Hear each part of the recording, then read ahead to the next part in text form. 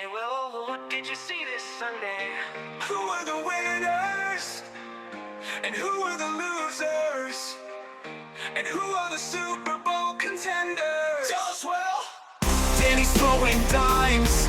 Russ was classic. Russ and Jerry had to sweat out a win over the lowly Giants. The Packers are the best in the NFC. The Bills and Ravens are on a crash course. Who are the winners? And who are the losers? And who are the Super Welcome back to Strictly Biased with yours truly. I am here today at, we're kind of in a split location. We're at the Creekside Chateau. Yeah, a little false start, Creekside Chateau, and Greg is at the inside version of Stage 22, but I kind of gave away. But on the we've got an Riverside incredible app. Got an incredible guest this evening. Guy needs no introduction. The El Presidente of our organization. He's the a co-founder legend of the Central Indiana Sports Report, none other than Greg Mengelt. Thank you, Will. Yes, thank you. I'll take my bows. We have another beautiful afternoon to sit and talk about the happenings of an NFL Sunday, Week 2, in fact, and just so fortunate to get the opportunity to talk to you. And what a beautiful Sunday it was. It was. I mean, it was the witching hour was giving incredible. Firstly, obviously, us Colts fans, we got to sit and enjoy a 1 o'clock game and still have the Colts game to look forward to, which I enjoy, actually. I kind of like the playing at 4:05 slate. I enjoy it. But, yeah, it's what a evening of football. It was kind of a stinker there last night, Sunday night, but that's to be expected. You can't always bat 1,000. Correct. Greg, today I've got a lot to say, but first, what do you want to know? I want to know, Will, in the first 2 weeks of the NFL season, a team and a player, and it can be the same team, that you thought was no good, and now after 2 weeks you're starting to think maybe they are good.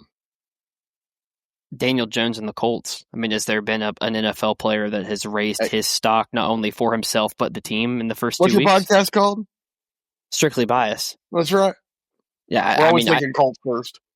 I think that I don't know how you could say that's not bias. I mean, everybody thought Daniel Jones was coming in and was not going to win the job over Anthony Richardson. He comes in, wins the job, gets a ton of flack from the fans, gets a ton of flack really league wide, and so far the Indianapolis Colts have been spot on in what they've done. They've completely transformed his career. I think that even the first 2 weeks, he's earned himself a contract to potentially start with another team, regardless of what happens for the Colts this year. He's been that good. Yep, and I really don't want to be negative, Will, but this was my biggest fear. And I know I've decided I'm just going to go with it and hope they win every game. The way that he's fear looked is that they make him their franchise quarterback. And as you said, he will be exposed. He does have a ceiling. I should not be going down this road. I mean, we could have this conversation. I do think that you're going to look at me and tell me who runs this offense better right now in the first 2 weeks. I mean, I know that we don't want him to be the franchise quarterback, but that's right. And right now, the way the way that he's played, I mean, how can you justify not doing that? I don't know. I think we're still too early in the conversation. It's still 2 weeks. There's plenty of time for him. Injury, exposure, just defenses finding a way to scheme against him. That it could all come back to bite him. I just want to point out, Will, that about 3 weeks ago, I said Daniel Jones' ceiling was right about a top 10 quarterback. And that's what we're seeing. He's right about a top 10 quarterback. He's been a top 10 quarterback thus far. Yeah, but I think that's fair. I got to say, the scheming on offense has been so good. It has. It's made the offensive line look good. It's certainly made Daniel Jones look good. I'm not surprised by the offensive line. I know that you had questions. I had faith that the offensive line was going to be pretty good, and I was a little overly critical last evening when we talked on the Colts recap, where I was really just like, the offensive line played really bad, and Taylor kind of let him off the hook for a bad performance. I went back and watched the tape, and I do think they played a lot better than I said last night. He did break a tackle in the backfield that he ran for 70 yards, to be fair. Yeah, that did help. That was Tyler Warren, by the way, who did not make that block. So I will say really an offensive line. Yeah. Steichen has schemed up those whams. He's put Tyler Warren an awful lot on basically the block of the play. Like, hey, we have to make one block on this play, and Tyler Warren, I think up to this point has answered the bell with that. He's been a good blocker. I don't think he's been a great blocker, but I don't think coming into the year we really had any expectation of him being a blocker at all. I mean, obviously with a tight end, you And want your he's tight an end to be able to enthusiastic block. blocker. Yeah, And he's an enthusiastic blocker, which is all you can really ask of a rookie. He loves he's going physical. downfield and blocking. Loves Yeah, it. he's not very he's good physical. at it yet. He's very aggressive with his hands. He's a great one-on-one blocker. I don't know how great he is in zone scheme yet, but I think He's man going to be an scheme. all-timer, Will. I think he's got the chance to be really, really good. I think he has a chance to take Travis Kelce and Rob Gronkowski to the next level. Yeah, That's how and good I mean, think he can be. while we're on the conversation of the Colts offensive line, I thought Bernhard Ryman played pretty bad. Something's off with 2 weeks him. in a row. I'm not sure what it is. I mean, they did ink him up to be this, franchise tight I'm not left sure he's tackle. healthy. I He don't was know. on the list. He was on the injured list before game 1. He was questionable, and I just don't think he's healthy. He had a tough challenge. I mean, 2 of them, yeah. I mean, Benito is a guy, and Bradley Chubb is also a guy. I mean, those are 2 top 15 edge rushers in the league without question. So, I mean, he's had his hands full, but does it really get a whole lot easier for him? I mean, this is a team, and the way that they play and the schedule they play, there's a lot of good defensive linemen and edge rushers that he's going to play, and you hope that he can either work on it or he can get healthy and he is able to elevate his performance. All right, well, this is not the Colts report. This is strictly biased with Will Rutherford. So let's do our week 2 recap and our news and notes, what we think was important. And before we get to any particular game, I just want to say in general, it's been a lot of chalk so far this year. There's been a lot of favorites. The favorites are winning. I will say that the week 1 and 2 matchups, largely for the most part, haven't been super good. It's been a lot of teams that you expected to be good against teams that you largely expected to be underperforming, even up to this level. I know it's early, but teams that you just saw as they're top 10 pick type teams, I think that you see the schedule makers kind of, I think, increase the competition level sporadically as the year goes on. I mean, you see big games. There's big games every week, but, you see those marquee matchups, the Bills-Ravens in week 1. You see the Chargers-Chiefs. Those kind of calm down for a few weeks, and as the season, I mean, that was a dud too, but it was supposed to be, right? But yes, all that's true. And I know you and I are going to talk about your top 5 most likely to win the Super Bowl after week 2. And by the way, Monday Night Football is coming on later tonight, so yes. we'll still have more questions. And again, this is twice a week now. We'll talk more about Buccaneers, Texans, and Chargers, Raiders later this week. But here's what we know. We know who the Super Bowl contenders are. They're obvious. Yeah, they are. I agree There's with about 5 that. of them. I mean, we're going to talk about it. We're going to talk about it later. But yes, there are 5 really great elite teams, and then there's a lot of good teams. But there's a clear differentiation between those 2 tiers, in my opinion. Here's what I think. My honorable mention winner this week is Jerry Jones, because it was going to be really loud if the Dallas Cowboys went 0-2 after trading Micah Parsons. So they pulled off a win in Jerry's world, but it was going to get really loud this week if all of a sudden they go and have a 40 spot put up against them at home against the Giants. I know that, analysis shows that Mike is still a huge loss, but the win-loss record says that, okay, the Cowboys kind of got away with one there, but it's that loss is glaring.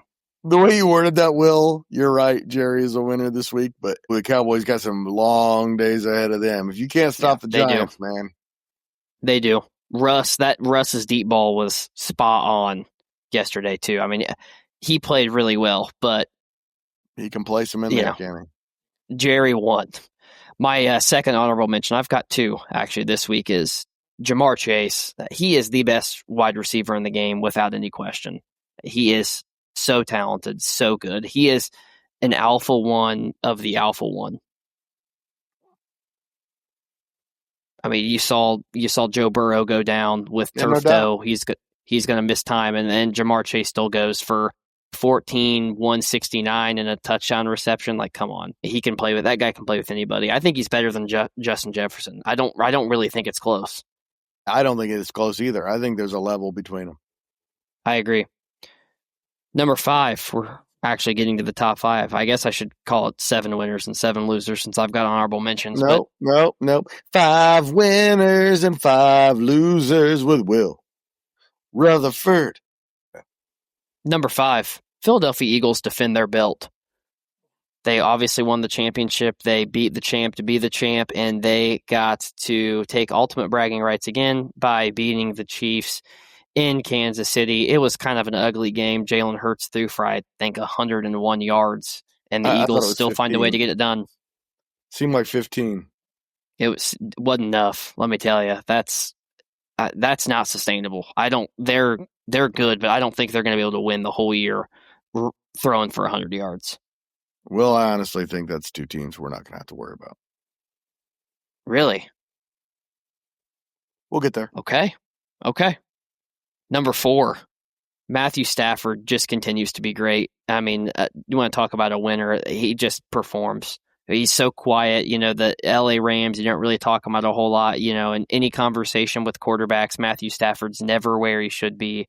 And yet he just continues to go out, throws for almost 300, 2 tutties, and he's just so efficient. One of the prettiest throwers of a football ever. He just throws and delivers a great ball. How'd that trade work out for the Rams and the Lions? I mean, you have to say it's a win for the Rams, and if the Lions win a Super Bowl, then it's clearly a win for the Lions. It's a win either way. Jared Goff has been... I think it's a win-win. Jared Goff is definitely a franchise quarterback. He is. And speaking of the Detroit Lions, my third winner is the Detroit Lions culture, and largely Ben Johnson goes to Chicago. Everybody says after week 1 the Lions just don't have it anymore, and they go and put 52 up on the Bears and just beat the absolute dog water out of them. Belt to ass, if I've seen it in the NFL. I think that Dan Campbell's got them right where he wants them to be. How good are St. Brown and Williams?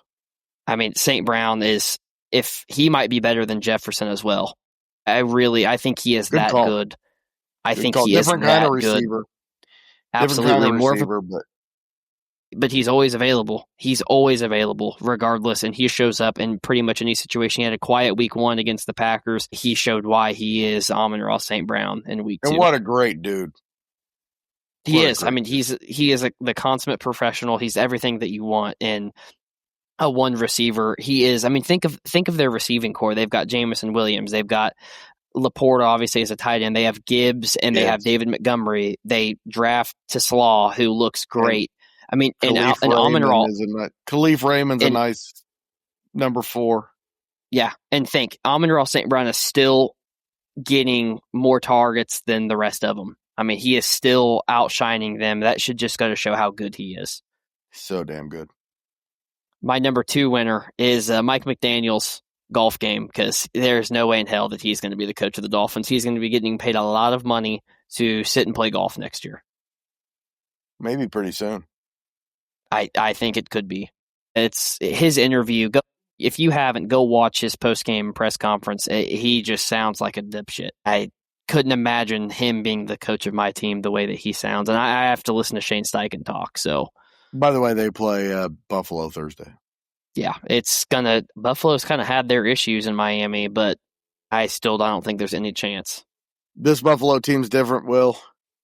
I agree with that. And my number 1 winner is Daniel Jones. This guy is just kind of taken the league by storm a little bit this year. Nobody saw this coming. Nobody.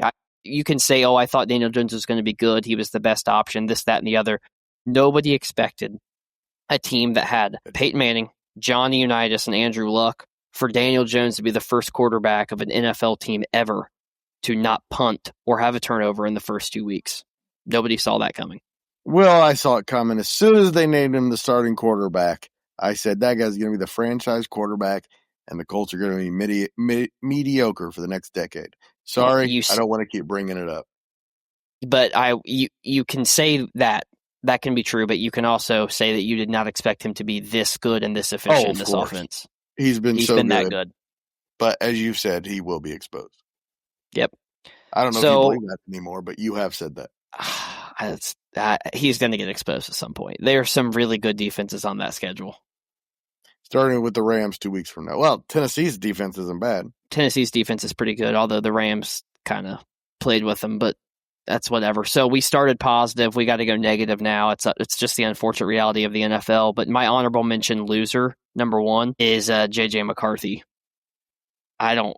He looks pretty bad. He played a great quarter there that first game on Monday Night Football in Chicago, but boy, he looked bad, and he's apparently going to miss some time with an ankle injury now too, so that's definitely something to watch. Well, I got 2 words, maybe 3, depending on how you look at it. Career backup. Yeah, I agree with that. He does not jump off the page at all. He just looked completely overwhelmed. I mean, the Falcons were feinting blitzes at him, and he just took the bait every time. I mean, he was rushing the ball. He was not finding his playmakers in space. He missed a ton of deep routes, deep throws. That offense just looks super stagnant. They're going to struggle a lot this year. Brian Flores, I thought that as a defensive coordinator, their defense looked awfully good. I mean, they only held the Falcons to 22, and the Vikings gave them prime field position multiple times. I just don't see J.J. McCarthy working out. And honestly, I think that the reaction that I saw from Kevin O'Connell's face on the sideline tells me the exact same thing. They can see it. He's not dumb. Yeah. My next honorable mention loser is Jackson Dart for now. I think Russ bought himself some time with his performance in Dallas. I don't know how long. I think he bought himself some time. It was loud after last week that Jackson Dart needed to start week 2, and Russ came out and put just a classic Russell Wilson performance, threw for over 400 yards. He did throw a bad pick in overtime, but still, he looked really good in that offense. And now the losers with Will Rutherford. Number 5 loser, Kellen Moore. God, he has coached 2 games. He's coached hard. They look pretty good. The game plan's good, and they have absolutely nothing to show for it because they have no talent in New Orleans. But I think that you see the makings of a good head coach from him. They have been competitive in games they largely should not have been competitive in. Their offense looks okay with Spencer Rattler as their quarterback, which is shocking to say. I think that if he's given the opportunity in the runway, I think that he might be a coach that can really establish a good culture in a division that is pretty gettable most of the time. My number 4 loser is Patrick Mahomes. He did not look good. Is it time for the Chiefs to be really bad? I know you have been high on that horse. I'm really starting to join you. You know, it had nothing to do with Patrick Mahomes, but it's become a pattern now, and it's been long enough of a pattern that you have to start to wonder if all the miles have affected him differently than most of the other great quarterbacks we've seen. Yeah, I don't have an explanation for it. Their offense just looks it just lacks creativity is really what it does. I don't think that doesn't look good. They've not been able to establish any level of run game. Their defense is still awfully good, but Mahomes just doesn't look good either. I mean, this is exactly how he looked at the beginning of the year last year. I don't know if it's just taking him some time to get back into it. I don't know obviously as deep as they're playing, maybe he's taking more time off in the offseason and it's just taking him longer to get up to speed. But I think you really have to start questioning whether this team is really even going to be competing for a division title in the AFC West that, while we thought was really good, I mean, everybody had the Chiefs competing in that division in some capacity. Here's what's coming up next for the Chiefs, by the way. The Giants, which they should win, and then Baltimore, Jacksonville, Detroit, Vegas, Washington, Buffalo, Denver, Indianapolis. They could lose all of those games, and I would not be surprised. They could be out of playoff contention. I wouldn't say they're going to lose all of them for sure. No, I don't think they're going to lose all of them, but they could. Out of contention by the middle of November. And again, the reason I gave is just so many miles. When you play 3 more football games than every team every year, it's going to catch up with you eventually. They've essentially played an extra season now at this point with how good they've been compared to the rest of the league. So, yeah, I mean, I never thought that what you said was a fallacy in any capacity. I just thought that Mahomes and Reed would overcome it. But I think that as this They're season great. has proved is that, I mean, nobody can overcome that. It's just going to happen. I just don't see this team making the playoffs now. I don't think so either. All right, my number 3 loser, a guy that I'm always going to be high on, maybe one of my favorite quarterbacks to ever play, Trevor Lawrence. That guy cannot catch a break in Jacksonville. Just cannot catch a break. Ooh. He won the game for him yesterday, and his receivers, his defense, they all let him down. Yeah, I get, you can look at it and say, well, Trevor Lawrence threw 2 interceptions. That's awfully true. I would argue the second could be placed on the receiver as much as it can be placed on Trevor Lawrence. I've never seen a receiver just stop in the middle of a route and just throw a hand up and tip a ball to the other team. I've never seen that in my life, where it just looks like he's not even trying to take any contact. It's looking like he's avoiding the hit. I don't know. It's definitely something to watch, because I thought that Trevor Lawrence played an awfully good football game yesterday and had absolutely nothing to show for it for the most part. Yeah, we talked about it while it was happening. Yeah, we did, and I still think that Jacksonville team has a chance to be awfully good. Think of how that's a game they just lose. They lose that game every time, and it's I know, inexplicable. No matter who the coach is. I agree. That's so true. You can see with that run game the way that they're able to control the ball, especially manage the clock with both ETN and now Buell. I think that there is definitely an argument to be made that that team is still awfully good, even though they drop a bad one on the road in Cincinnati. My number 2 loser is Brock Purdy's stock. Boy, did Mac Jones look like old-fashioned Mac Jones yesterday. What a game. As soon as I heard Mac Jones was tearing it up, I was like, you know what? That makes sense, because Brock Purdy is not good. And Shanahan is a great coach who can make a average quarterback seem good, like he did with Brock Purdy. And I think Mac Jones might be better than Brock Purdy. And that roster's still pretty good. And if something maybe changed my mind, it might be the 49ers. I told you before the year, I thought they were the worst team in the NFL. They've played 2 pretty bad teams too. So we'll pump the brakes. I'm just saying. I'll be honest. I think the way Mac Jones played, I mean, Purdy comes back. Boy, if Mac Jones is spinning it, Mac Jones is better.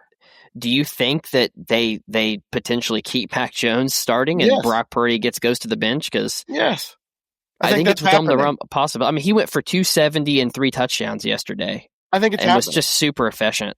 I don't think there's any doubt, Will. I think Mac Jones is the 49ers quarterback going forward. I don't think they're going to say that right now, but I think he is. I think they know that.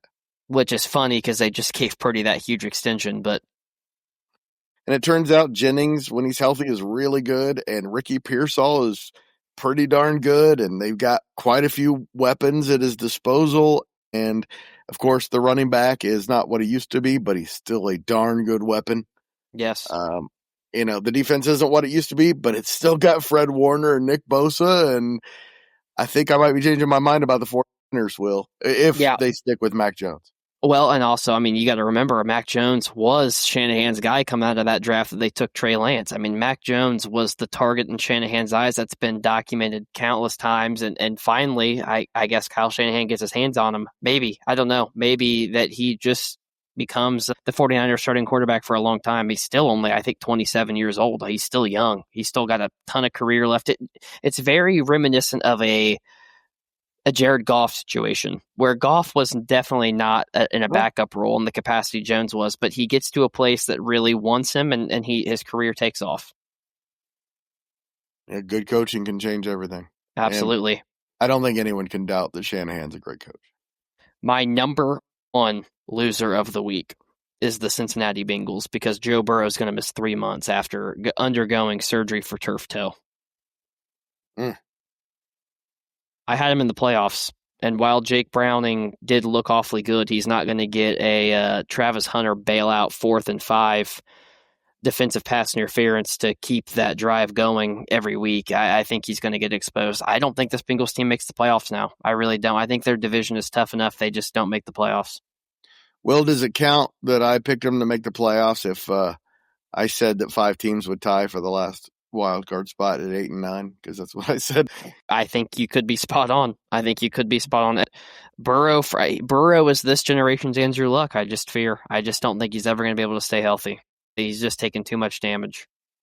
And I think it's all because, as we're about to get here with your 5 most likely to win the Super Bowl, there are just teams that are just way better than other teams. Yep, I agree with that. Will Rutherford's 5 most likely to win the Super Bowl. Man, I'm a good jingle writer. Go ahead. You are. Give me the Indianapolis Colts at 5. My God, What? They look awesome. Give it to me. Give it to me. Easy. You just overreacted so much, my man. It's a easy Maybe division number to 5 win. in the AFC, maybe. The easiest division to win. That chalks me up for the most likely to win the Super Bowl. It's not the best team. It's the most likely to win the Super Bowl. You've said that countless times. And right now, the Indianapolis Colts look like a team that's going to win the AFC South and a team that is going to be hosting a playoff game. Wow. I did not see that one coming. From left field, what can I say? Give me 4. Tampa Bay Buccaneers. We haven't even watched them play week 2, and I still know they're going to beat the shit out of Houston. So just give them to me. I love everything about that team. They have talent everywhere. They're built to play postseason football. I think they're this year's Philadelphia Eagles. Don't disagree. Number 3, give me the Baltimore Ravens. I still think that Josh Allen and the Bills are better, but I love the Ravens' ability. I think especially with Joe Burrow getting injured, I think the Ravens absolutely run away with that division now. Neither of the 3 teams are even close to that standard of football. They host maybe the entire AFC at their home. It just feels like a year where we're going to see Lamar and Josh Allen compete for an AFC championship. No kidding. Those 2 Number teams 2, are so much better than everybody to me, Will. Well, and we're going to talk about another team that looks awfully good too. No, Give me the Green Bay Packers. Give me the Green Bay Packers. In the AFC, sure. Yeah, I love what Jordan Love, Matt LaFleur, and Micah Parsons now have going in Lambeau Field. I think that's a division that, the Lions are going to be competing. The Bears are not good. And the Vikings with McCarthy at quarterback, I don't trust him either. So give me the Packers. I don't think they run away with the division, but they already have a game in hand against Detroit. They might get another one in hand. I think it's in the cards for the Packers to potentially be hosting a playoff game, maybe 2 or 3 playoff games at Lambeau Field. Kidding. When your number 2 and number 4 play each other in the playoffs, who's at home is going to be a big deal. Drum roll, please. No drum roll needed, actually. We know who I'm taking. Josh Allen and the Buffalo Bills. He's so good. He broke his nose yesterday. He's so good. So good. Well, I completely agree with you on your list, except for the Colts, obviously, and I would flip and flop the Ravens and Bills. And at number 5, I probably would have the Chargers because of Jim Harbaugh, but there are 5 or 6 teams that I would put there. But really, to me, it's whoever wins between Baltimore and Buffalo, and I just think Green Bay is the class of the NFC. Yeah, I do too. I think it's been a quick fall from grace from the Eagles. They looked horrible Sunday. And they're going to be there. They're just not going to be the same. I agree with that. They don't completely. have the kind of players who react well to success. The types of personalities that react well to success. Yeah. We've seen it with a lot of great teams like the 85 Bears, for example. Never got back because they had a bunch of personalities who didn't deal well with success. I think that another thing to look at, too, is just the fact that A.J. Brown's probably going to get traded. If they're going to continue running this offense the way they are, which that might honestly be to their benefit because he's only going to be happy for so long not getting the football. And unless they start really airing the football out, he's just not going to get it. So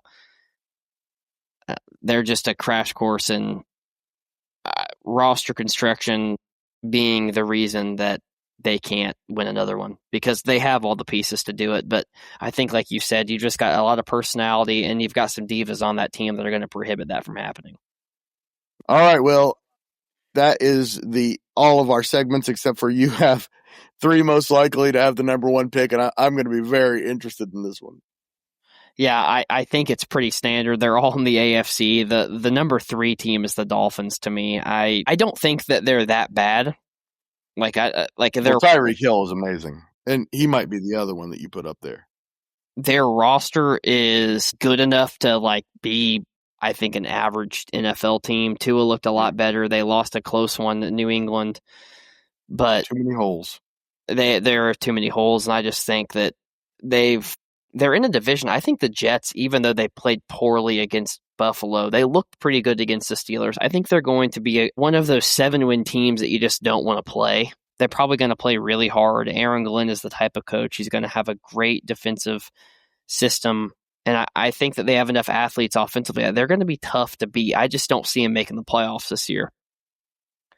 I also think the Patriots are going to be better than people think. They obviously just got a head-to-head win against the Dolphins. I'm not going to backtrack them on the playoffs. They play a pretty easy schedule. Still a long season. They play a really easy schedule, and Drake May looks awesome, by the way.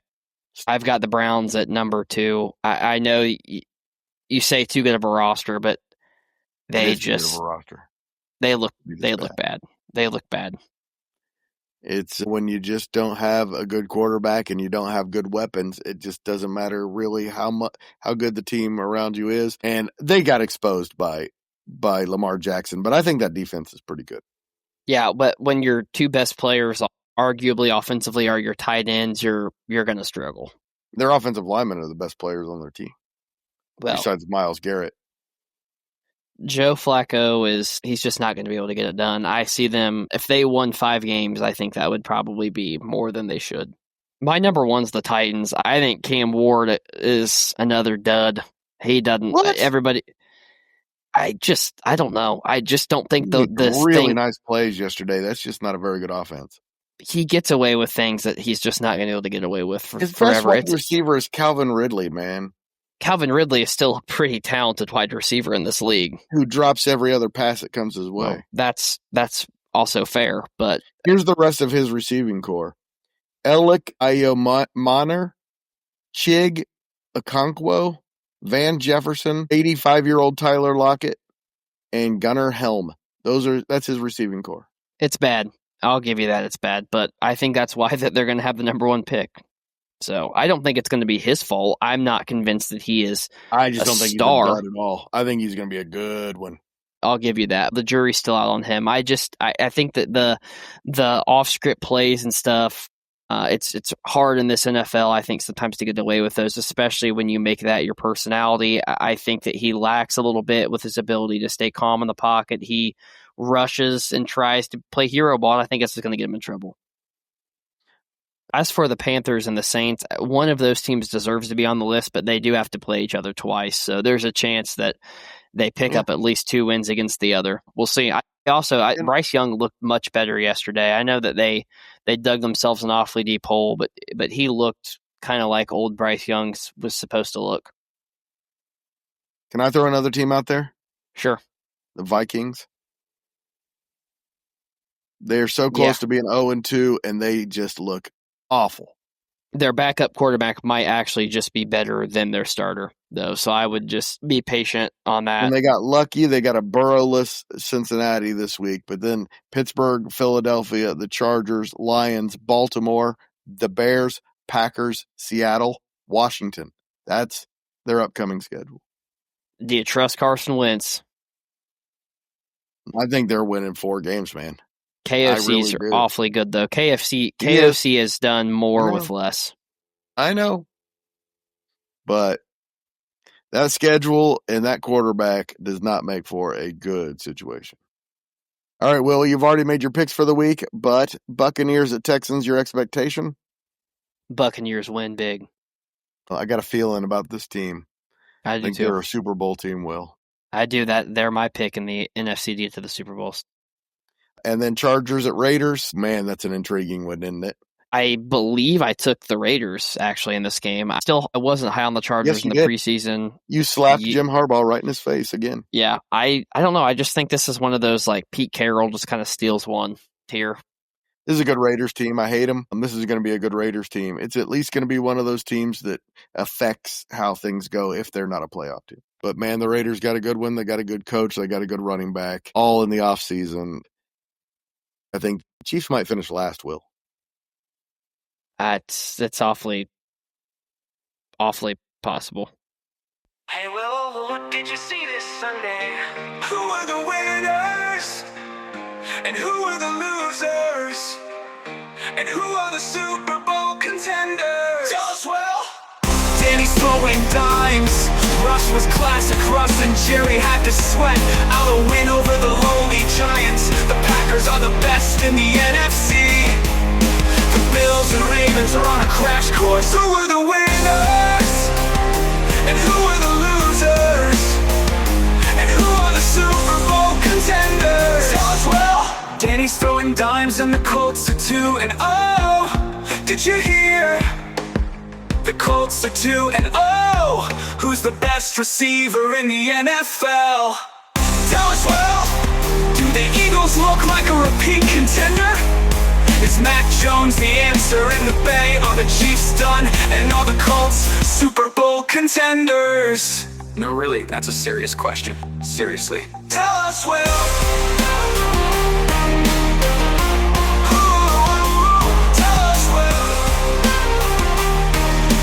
Here, Will Retherford, strictly biased with Will Retherford on the Central Indiana Sports Report.